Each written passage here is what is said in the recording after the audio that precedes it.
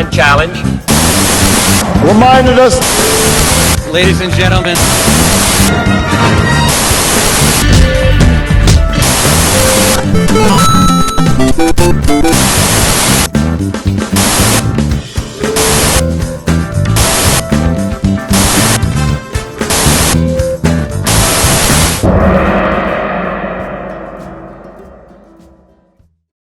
¿Qué tal? Muy buenas tardes, buen jueves. Este es su programa de Wiseman. Mi nombre es Manuel Callejas y estamos de vuelta por acá.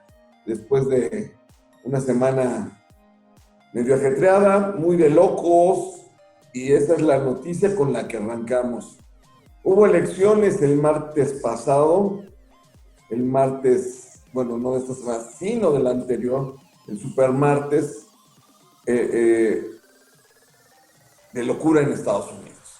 De locura porque parecía un partido de básquetbol o de fútbol americano entre dos contendientes de la más fiera potencia. Ya pues, nos tuvieron en ascuas durante un buen rato. Nos fuimos a dormir el martes en la noche con la idea de que pues, no había ganado, que Donald Trump había ganado y se podía reelegir. De ahí vinieron recuentos extraordinarios durante 3 días, porque hasta el sábado pasado, a eso de las 10 de la mañana, pues nos enteramos que realmente el señor Biden, el ex vicepresidente de Barack Obama, va a ser el próximo presidente de los Estados Unidos. Si la Corte no dice nada, porque el señor Donald Trump no se quiere ir de la Casa Blanca.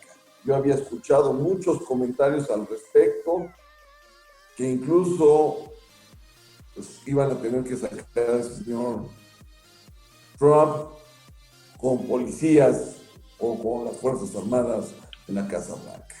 Es algo delicado porque el señor Trump es de un genio inestable y no sabemos qué puede hacer, porque él sigue siendo hasta este momento presidente de los Estados Unidos. Y al ser presidente de Estados Unidos, su mandato termina hasta el 20 de enero. Pueden pasar muchas cosas. Bien, pero para entrar en la temática del día de hoy tengo un invitado especial, un buen amigo, un profesor, un catedrático. Él es Carlos Manuel López Alvarado, mejor conocido para mí por Charlie, y él es especialista en temas de relaciones internacionales, pero también en otros temas que vamos a tomar un momento adelante. Y quiero darte la bienvenida, Charlie. ¿Cómo estamos, mi querido Charlie? Muy buena tarde. Muchísimas gracias, Manuel, por la invitación. Pues aquí estamos en la cuarentena, viviéndola poco a poco, pero ahí seguimos con estas noticias, como bien comentas, interesantes y que dan mucho de qué hablar todavía. Oye, dame tu opinión respecto a la elección primeramente. Como saben, el método estadounidense de elección es muy distinto al de la mayoría de los países democráticos. Y desde mi punto de vista es antidemocrático. ¿Tú qué opinas? Pues tenemos que entender que democracia, por principio de cuentas, implica hablar de distintas acepciones o formas de entender la democracia. La democracia, si nos ceñimos a ciertas normas que estipulan Naciones Unidas, pues ahorita no las tengo en mente ni refrescadas, pero son algo así como 10 características. Si nosotros repasáramos esas 10 características, Manuel, por cada uno de los países que se aluden a sí mismos como democráticos, nos encontraríamos con la irremediable realidad de que ningún país es democrático, porque no cumplen con estas 10 características. No obstante, con eso voy a ponerte una idea que es bastante interesante. El sistema de Naciones Unidas es una nación, un voto, y entonces en ese sistema de Naciones Unidas contamos con países tan grandes, numerosos, hablando en términos poblacionales como China, con alrededor de 1.500 millones de personas, y personas como Tuvalu, unas pequeñas islas del Pacífico con menos de 500,000 habitantes. Y entonces, si yo le pregunto a una persona, bueno, es que cómo el destino del mundo, el destino de una decisión va a valer un peso, va a valer de la misma manera de un país con 1.500 millones de personas a un país con 400,000 habitantes. Y entonces, mucha gente diría, es que eso no es democrático, porque el China, que tiene más habitantes, tendría que tener el mayor número de peso, el mayor número de decisión. Entonces, si es democrático o no es antidemocrático, como bien lo comentas, Manuel, creo que va a depender de la percepción de cada uno. Sin duda alguna, si nosotros quitáramos el sistema electoral, el colegio electoral, pues evidentemente los presidentes solo visitarían los estados que casualmente también son del colegio electoral. Visitar los mismos estados sin interesarse ya si acaso de pisar en alguna vez de su campaña los estados del centro. Yo no sé si sea o no sea democrático o que sea o no sea más o menos democrático que el nuestro, pero algo es cierto, ningún sistema democrático en la actualidad es perfecto, Manuel. Eso es de entrada. Y al hablar de que no somos perfectos democráticamente porque tenemos nuestros vicios, nuestros obstáculos, lo que sí podemos transitar o lo que se debe transitar o lo que le queda al siguiente presidente, que va a ser Biden lo más probablemente, 90%, 99% seguro de que sea él, le va a tocar esa chamba. Vamos a hablar de una reforma al colegio electoral, vamos a hablar de los censos que se hacen cada 10 años, vamos a hablar de la explosión demográfica, vamos a hablar de la polarización que ocasiona esa votación del colegio electoral. No lo sabemos, pero de algo sí estamos seguros. Puede ser democrático, muy poco democrático para nosotros, pero es perfectible. Manuel, estás apagado. Perdón. Yo recuerdo la última elección de George Bush, hijo, el enorme fraude que se sustentó, el encontrar boletas tiradas en Florida y en Texas, y la consecuencia que vino, o sea, un parteaguas ahí de hablar de qué tan democráticos eran los americanos. Y después la elección de hace 4 años, donde pues la señora Clinton gana realmente por los votos populares, pero pierde por los votos del colegio electoral. O sea, y ahora se vuelve a dar la misma, ¿no? Y hablándose posiblemente de un fraude por todos los votos por correo. Vamos a entender que también la metodología que utilizan los americanos es muy distinta a la metodología que se utilizan en la mayoría de los países. Pero ¿tú qué opinas al respecto de estos 3 temas? Y es que justamente es lo que te estaba comentando, ¿no? O sea, es realmente interesante porque ya lo decía Biden, no es cierto, ya lo decía, no fue Biden, ahí estaría echando mentiras. Lo dijo el representante demócrata en México, del Partido Demócrata en México, en una entrevista que tuvo con Leonardo Kurcio, si no mal recuerdo. Él decía, pues es que al final del día el sistema electoral a veces funciona para un candidato y a veces funciona para otro. En el caso de George Bush le funcionó el sistema electoral a la hora de transgredirlo, de haber perdido, de haber hecho este fraude electoral que se resuelve en las cortes, pero también le ha funcionado a los demócratas en otras partes de la historia. Lo que sí tenemos que entender es que es perfectible y que nosotros no concebimos como latinos que todavía 3 días después de la elección se sigan contando votos. E inmediatamente llegarían tanto los rojos como los azules, si fuera América Latina, como lo está haciendo Trump. O sea, mucha gente irónicamente dice, es que eso es tan latinoamericano como se dio, pero es que así sucede, y aquí ya tendríamos en México declarándose presidente legítimo, o lo tendríamos haciendo un plantón en Reforma, o lo tendríamos, o sea, vaya, ya tendríamos muchas cosas. Entonces de ahí salieron los memes, pero lo que tenemos que ser conscientes es que es un sistema que es perfectible, Manuel. Yo en lo particular no sé, y eso sí lo digo muy en serio, si hubo fraude o no. Yo no estoy tan seguro que yo en México hablando aceptaría que unas personas mandaran todavía votos o que se estuvieran votando votos por correo. Yo entiendo que tienen muchos filtros de seguridad y de calidad y eso me garantiza un poquito más transparente la elección. Pero sabemos que en muchas ocasiones, Manuel, el dinero, el poder puede llegar a terrenos insospechados. Lo único que estoy seguro es que Donald Trump jurídicamente todavía tiene una vía que políticamente no le conviene, sí, pero todavía puede impugnar bastantes resultados. Por eso es que todavía no ha finalizado el proceso electoral. políticamente ya acabó, electoral y jurídicamente no ha acabado. Perfecto, sí, coincido contigo y quiero hacerte una pregunta, pero antes de hacerla, pues vamos a ir al primer corte, mi querido Charlie. Regresamos, voy a hacerte la pregunta y vamos a entrar más bien ya a la carnita del tema para lo que te invité, que va a ser hablar de los Borgia. Y voy a enlazar a Donald Trump con los Borgia y va a ser cómo es interesante esto.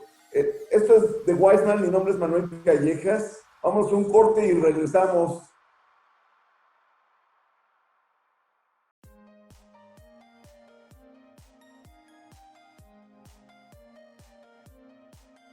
¿Qué tal? Estamos de regreso aquí en The Wise Man, mi nombre es Manuel Callejas y tengo de invitado a mi gran amigo Charlie. Estamos hablando de las elecciones en Estados Unidos.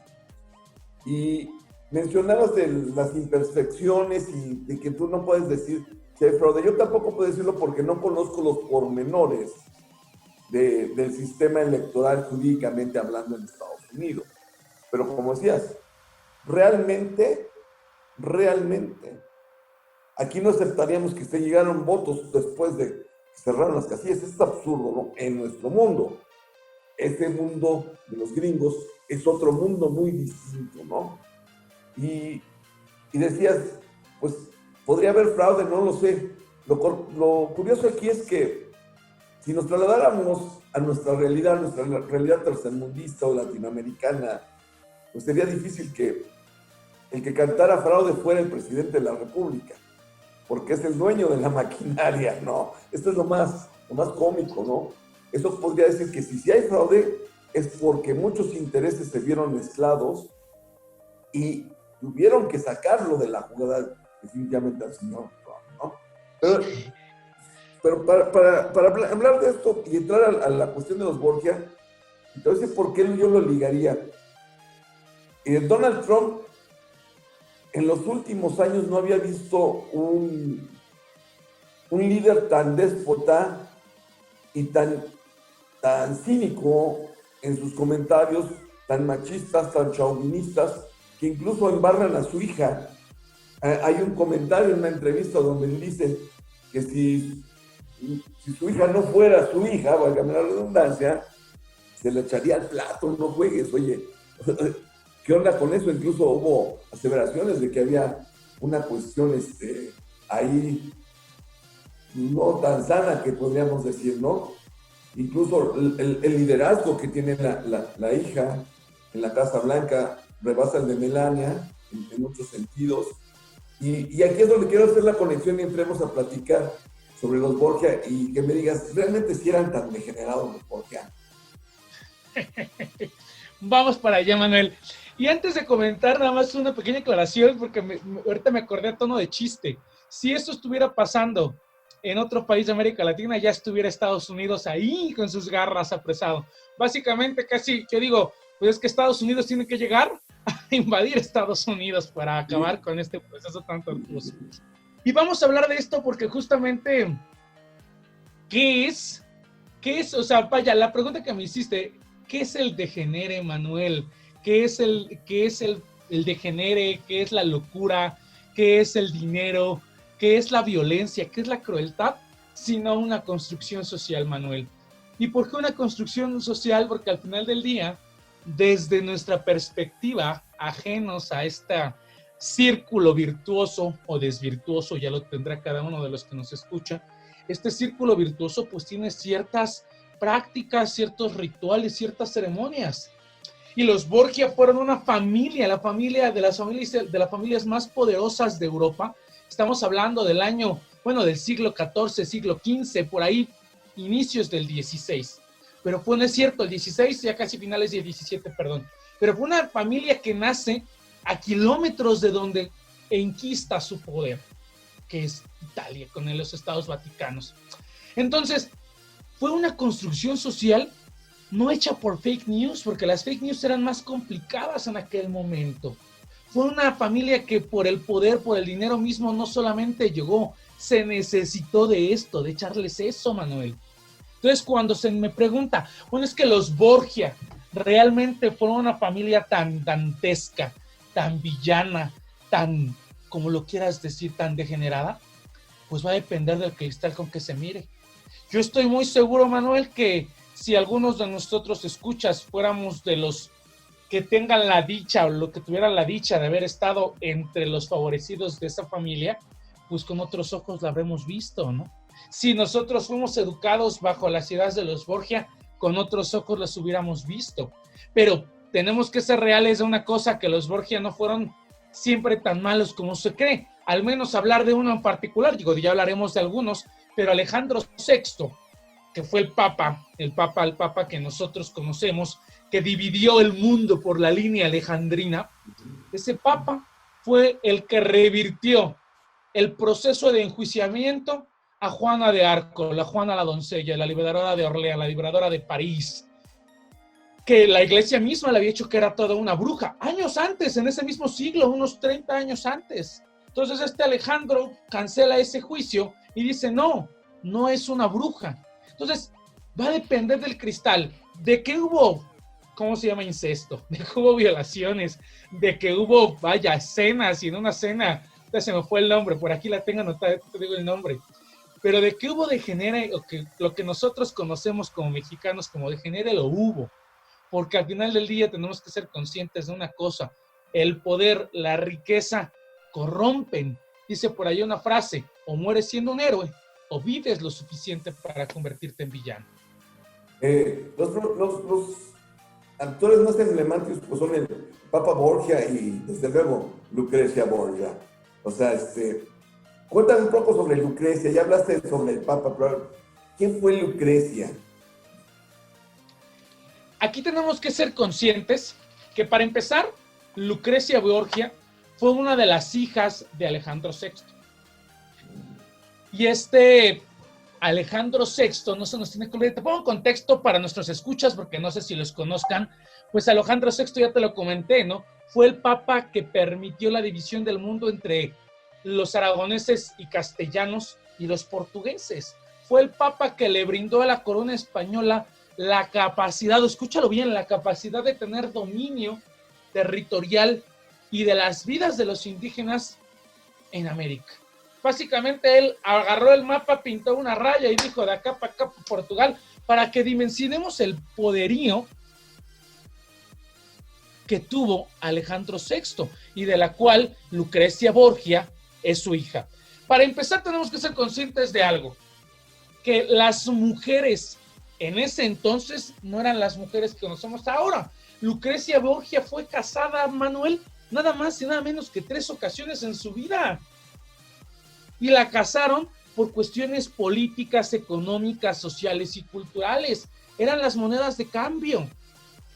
Solamente que aquí hay una cuestión bastante importante, que hubo muy pocas mujeres como Lucrecia en esa época, que yo la puedo catalogar solo con otra mujer de gran renombre y de brillantez política, como lo fue la reina Isabel de Castilla, la que se casa con Fernando de Aragón, que por cierto, los Borgias vienen de Valencia, y Valencia estaba enemistado con Aragón, y hubo por ahí las casas de casamientos, pero solamente la catalogaría Lucrecia como la misma Isabel, porque a pesar de ser mujeres, a pesar de no tener voto, a pesar de no tener la decisión con quién casarse, tuvieron la habilidad y la destreza política y económica para poder extender su dominio, a pesar, y digo a pesar en aquella época, no a pesar ahora, ahorita bendito, pero a pesar de que tenían únicamente la posibilidad de ser regaladas, relegadas o intercambiadas. Entonces, pues para empezar, Lucrecia, a la muerte de Alejandro VI, todavía conservó el poder, porque tenemos que recordar que Alejandro VI, precisamente hermano de Lucrecia, hermano de César, Lucrecia, que era hija de Alejandro, y hermano de César, del que ya hablaremos ahorita, pues tuvo el poder para poder, a través de los casamientos, a través también de lo que se conoce en relaciones internacionales, en algunos círculos como diplomacia horizontal. Tú me entenderás a lo que me refiero por diplomacia horizontal, si no ahorita me preguntas, chihuahuas, pero tenemos que entender que Lucrecia fue como pocas mujeres, se aprovechó precisamente de ser moneda de cambio, de haber estado en la alcoba de los más grandes influyentes políticos, de resistir a la muerte de Alejandro VI para conservar su poder como lo diría en su momento Nicolás Maquiavelo, como una brillante cortesana. Perfecto. Esta parte de Maquiavelo quiero que la toquemos también ahorita, regresando del corte. Vamos a abrirle el espacio a Marianita. Marianita nos va a hablar un tema muy interesante el día de hoy. Y regresando con Mariana, continuamos aquí hablando de los Borgia y vamos a meter el tema de Maquiavelo y quiero que esto lo traslademos después en contextos más actuales. ¿Cómo podríamos ver esa realidad de aquel entonces hoy en día? Adelante, Marianita. Hola, yo soy Mariana y como todos los días les quiero platicar de temas que me parecen súper interesantes, de temas que creo que son importantes saberlo. Y bueno, hoy les quiero platicar de una serie que he estado viendo y se ha convertido como realmente en mis favoritas. Y es una serie que se llama Pan y Circo, que la pueden ver en la plataforma de Amazon Prime. Y es producida y también el actor Diego Luna está en la serie. Son, si me equivoco, más o menos 5 capítulos y habla acerca de, invita a gente de importantes rangos y gente que ocupa puestos y en política, en el sector empresarial, en la cuestión económica, en todo, y discuten temas importantes. Por ejemplo, un capítulo que considero que es bien importante es el político de la cuestión migratoria en México con nuestros vecinos centroamericanos y toda esta cuestión que ha surgido a partir de toda la gente que migra a los Estados Unidos y tiene que pasar por México, ¿no? Toda esta cuestión de discriminación, de prejuicio, la opinión que tiene la comunidad internacional sobre esto, sobre los mexicanos en los Estados Unidos. Y yo la verdad siento que es bien importante que conozcamos eso. Por ejemplo, es gente que se sientan en una mesa, comen y platican. Gente que en ciertos temas toma las decisiones. Por ejemplo, en este capítulo fue invitado el embajador de México en Estados Unidos. Es invitada gente y reporteros que, por ejemplo, documentan toda la transición de estas personas a los Estados Unidos, de los mexicanos, de los centroamericanos, de la gente. Otros capítulos que hablan de temas como por ejemplo es el aborto y se invita a gente, médicos, políticos que obviamente han tomado esas decisiones, han aprobado o desaprobado el aborto en ciertos estados, gente que ha experimentado esas cosas, entonces se sientan, discuten el tema y lo importante es que no te tratan de convencer acerca de nada, pero más que nada es ofrecerte como que la opinión y una perspectiva. Creo que lo más importante de esto también es que mucha de esta gente que es invitada, también como por ejemplo en la cuestión del cambio climático, que se invitó a gente del sector empresarial, que es la que más rica de México y que aporta más contaminación al país, y hablan sobre lo que piensan. Entonces es bien importante saberlo porque muchas de esas decisiones que realmente nos afectan a nosotros, no conocemos la opinión de esas personas, no sabemos la postura que tienen acerca de ciertos temas que son sumamente importantes, no solo en materia de política económica, sino también en cuestión de derechos humanos y bueno, es bien importante. Se los recomiendo muchísimo, la verdad es que espero que sí la puedan ver y no sé si la podrían encontrar en otra plataforma que no sea Amazon Prime. Se llama Pan y Circo y es bien importante. La verdad es que he escuchado a mucha gente, ¿no?, que ha hablado acerca de estas cuestiones, de la cuestión de la política migratoria que ha puesto el presidente Donald Trump sobre los mexicanos y también mucha opinión acerca de nuestros hermanos centroamericanos que pasan por México para ir a Estados Unidos, y mucho prejuicio, mucho racismo, mucha discriminación, y creo que es bien importante pues informarnos, saber la toma de decisiones, también entender un poquito el contexto y escuchar la opinión y sobre todo la información que tienen que aportar la gente que ha estudiado el tema, que realmente lo conoce y lo sabe. Y bueno, se los recomiendo muchísimo, espero lo puedan ver y creo que es bien importante no solo opinar, ¿no?, también informarnos y saber de lo que estamos hablando y conocer el contexto y también sobre todo nuestro país. ¿Por qué pensamos así? ¿Por qué ha surgido tanta polémica sobre ciertos temas y de dónde viene ese pensamiento? Bueno, les mando un saludo a todos y muchas gracias.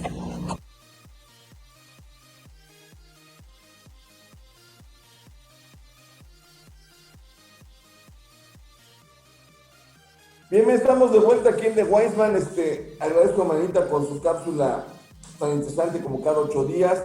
Estamos aquí con Charlie y estábamos hablando de los Borgia y cómo los Borgia conocen a otros, cómo se vuelven mecenas de otro icono histórico y más en ciencias políticas, que es Nicolás Maquiavelo. Porque realmente tú dijiste, no podríamos criticarlos si nosotros hubiéramos sido beneficiados por ellos, porque eso es lo que hacían ellos, ser mecenas de gente importante, entre ellos Maquiavelo. Platícame la relación de Maquiavelo con ellos y de quién más fueron mecenas los Borgia. Bueno, si nos queremos meter todavía a cuestiones ahora culturales, pues fueron mecenas del mismísimo Leonardo, de la piedra angular del Renacimiento. ¿Cuántas cosas no mandaron a fabricar a Leonardo en Florencia, la capital nata del Renacimiento? Entonces, por mencionar tus mecenas, que con Leonardo nos podemos ir, porque al final del día te recomiendo mucho un libro que justamente es de Robert Greene y se llama, si no me recuerdo, Las 33 estrategias de la guerra. Aquí lo tengo. Y en ese libro deja muchos pasajes de los Borgia riquísimos, padrísimos, y también las 48 leyes del poder. ¿Y por qué te comento lo de Leonardo da Vinci? Porque me acordé de una de las grandes pues máximas que decía Nicolás Maquiavelo con lo que eran los grandes reyes, pues que tenían que evitar a los lamebotas, tenían que evitar a los malos cortesanos. ¿Y por qué preferían ellos ser mecenas de gente importante? Por una brillante y excelente razón, Manuel. Porque en la medida en la que yo soy mecenas de gente de todas las áreas del conocimiento, ¿qué empiezo yo, mi familia, a aglutinar? No solo el poder y el dinero, Manuel, sino las artes y el conocimiento.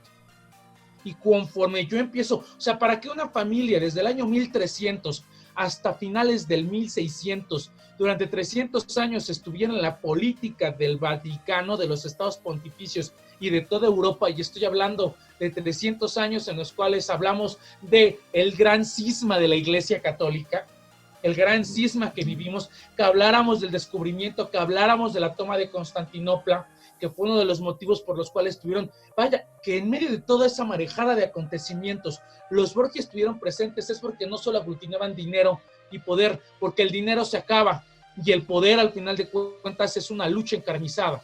Pero si yo junto todas las mecenas, todos los ámbitos de la vida cotidiana, lo podemos conquistar, Manuel. Entonces se me hace brillante. ¿Qué más, Manuel?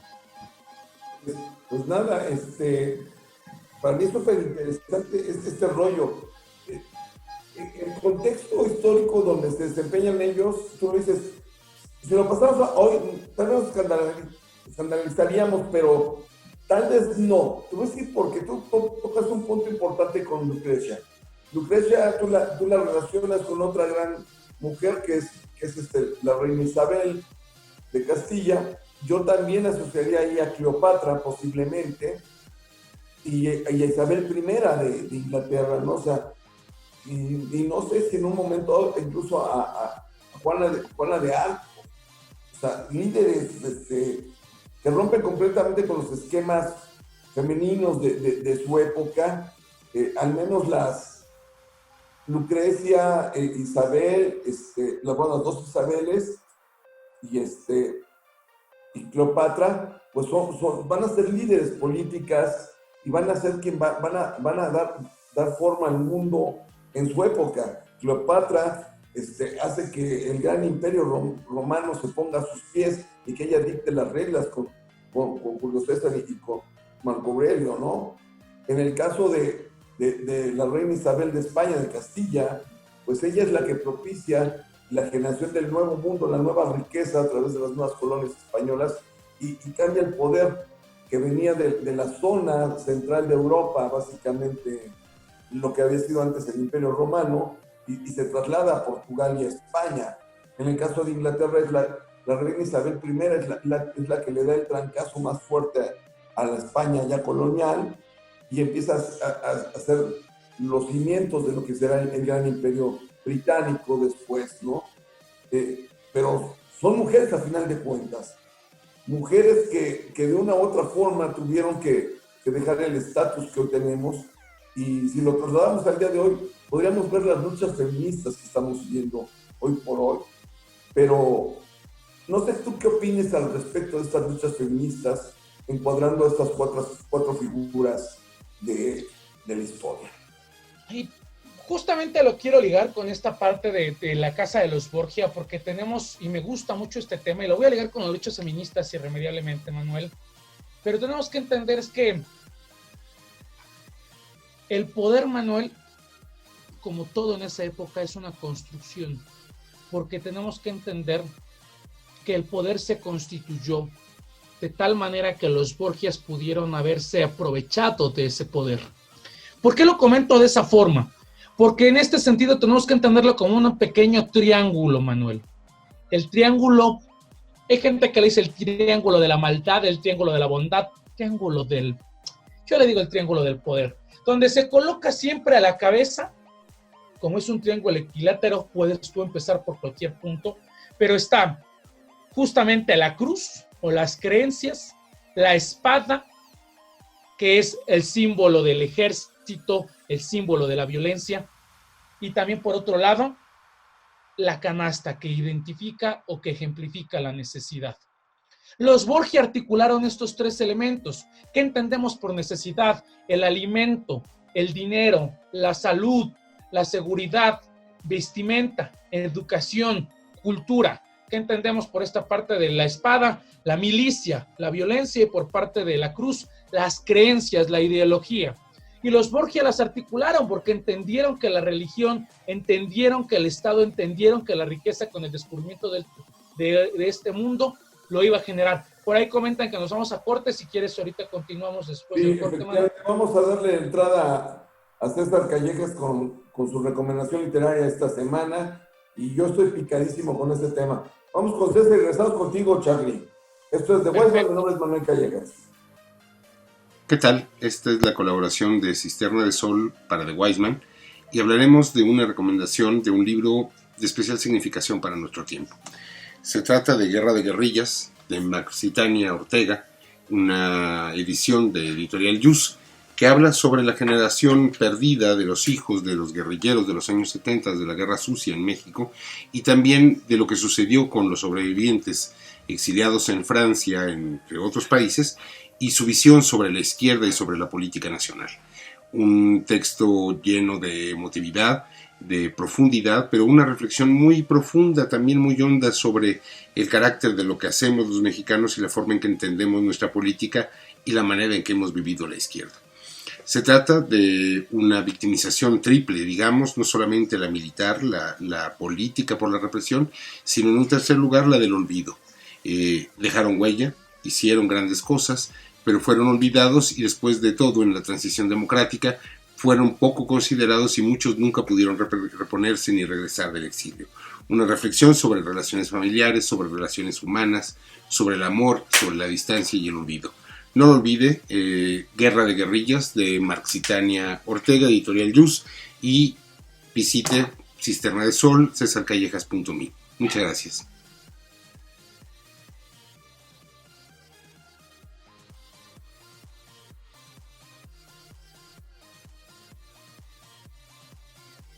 Bien, esto es de Weisman. Quiero agradecerle a César Benedicto Callejas por su colaboración del día de hoy. Y por ahí tengo un video que voy a subir respecto a un diplomado que va a dar muy interesante. Estamos aquí con mi amigo Charlie y estamos pasando del contexto de los Borgia, la cuestión feminista, y estás dando un punto de vista bien importante. ¿Por qué no continuamos con ese punto de vista, mi querido Charlie? Claro que sí, Manuel, porque justamente voy con esta parte, que es un triángulo que les comentaba, este triángulo equilátero, esta tríada diabólica, esta tríada del poder, y lo entendieron. Pero algo hay que recordar siempre, Manuel: el mundo es dinámico, las sociedades evolucionan, y una parte importante que hay que entender es que siempre va a llegar un punto en el que la sociedad, los trabajadores, las mujeres, los indígenas, los desplazados, se van a sentir fuera de este triángulo, de esta tríada, y van a alcanzar un punto de maduración, y ahí es donde es lo importante, porque el punto de maduración para los Borgia fue en el año 1200, que les permitió conseguir esta tríada. El punto de maduración, en este caso, la consiguieron para aprovecharse de esa tríada, pero llegan a cabo un punto de maduración todas las sociedades y grupos sociales, Y estos grupos sociales en esa maduración van a empezar a cuestionar las estructuras, las construcciones sociales, en este caso como la lucha feminista, como la cuestión del patriarcado.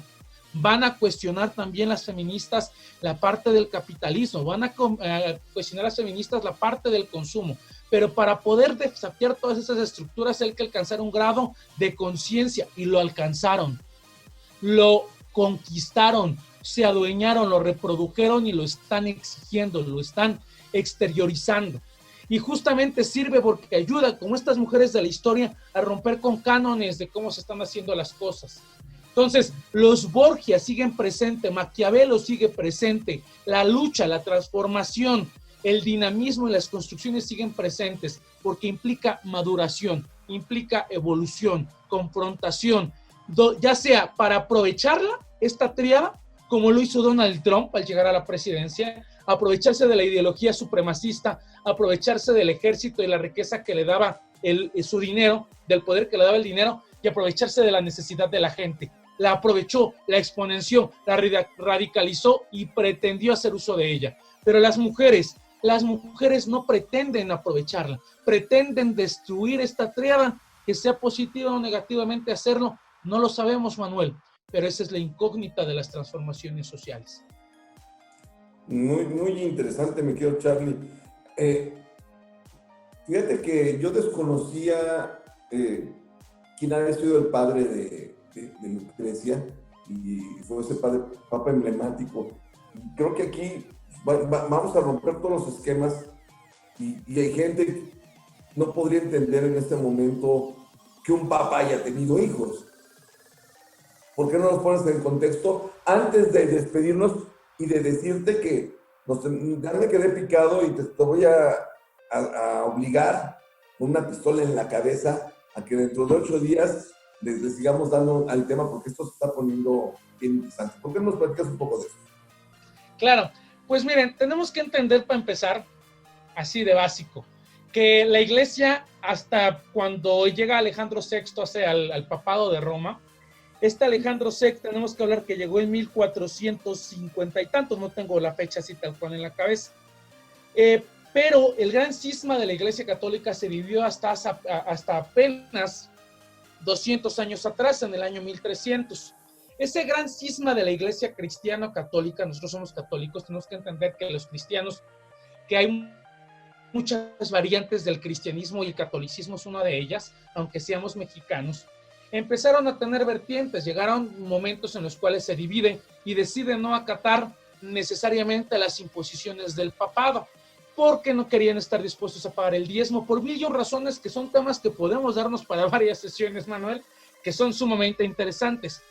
Pero tenemos que entender que los Borgia en los estados vaticanos llegaron a aglutinar no solo a través de, insisto, de ser mecenas, sino a través de los oscuros secretos, porque los cortesanos, los que eran los famosos aduladores del rey, del monarca, pues estaban en toda la corte, ¿no? Y los cortesanos no es que te echaran porras, sino que estaban buscando en qué momento podían posicionar su casa.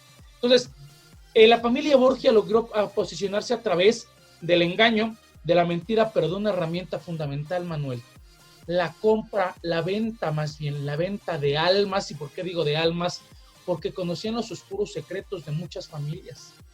Y al conocer los oscuros secretos de muchas familias, podían chantajearlos, so pena de poderlos revelar al público, con lo que muchas familias quedaban, ¿cómo se llama?, destruidas. Ve Game of Thrones, un claro ejemplo de la familia Borja, se lo recomiendo mucho a los escuchas. Pero en ese sentido, Manuel, ya con esto concluyo, ¿cómo fue posible que un papa tuviera hijos?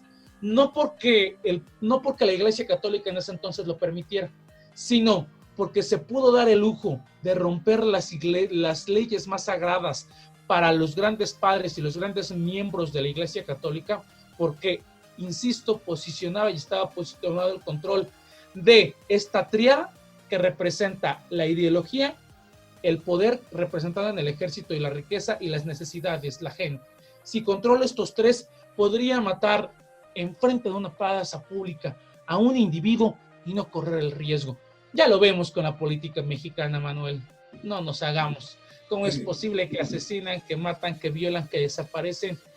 Y no pasa. Entonces, Manuel, Con esto concluyo, digo, queda mucho tema pendiente básicamente para que el auditorio lo entienda. ¿Cómo fue posible que un papá tuviera hijos? Porque evidentemente tenía tanto poder, tanta riqueza, tanto conocimiento de oscuros secretos, que tenía comprado todo el poder, todas las leyes, todas las normas. Oye, pues yo tengo que me quedo picado. Y me gustaría que la próxima plática habláramos más de la cuestión mórbida de los Borgia.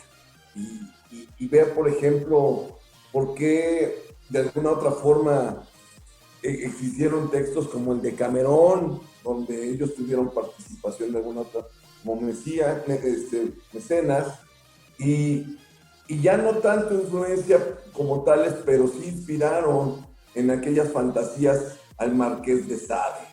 ¿Qué opinas si hablamos de esos tres temas la próxima emisión de nuestro programa? Me parece adecuado, Manuel, me parece excelente y sin problema alguno. Pues te agradezco, mi querido Charlie, estamos viendo por ahí en 203 pronto. Ya estás para daros un abrazo. Pues. Y a la audiencia, muchísimas gracias. Esto fue The Wise Man. Mi nombre es Manuel Callejas y seguimos en pandemia, señores. No dejemos atrás ni bajemos la guardia. Dios los bendiga. Charlie, muchas gracias. A la producción de Código 56, muchas gracias. Estamos en contacto. Gracias. Un abrazo.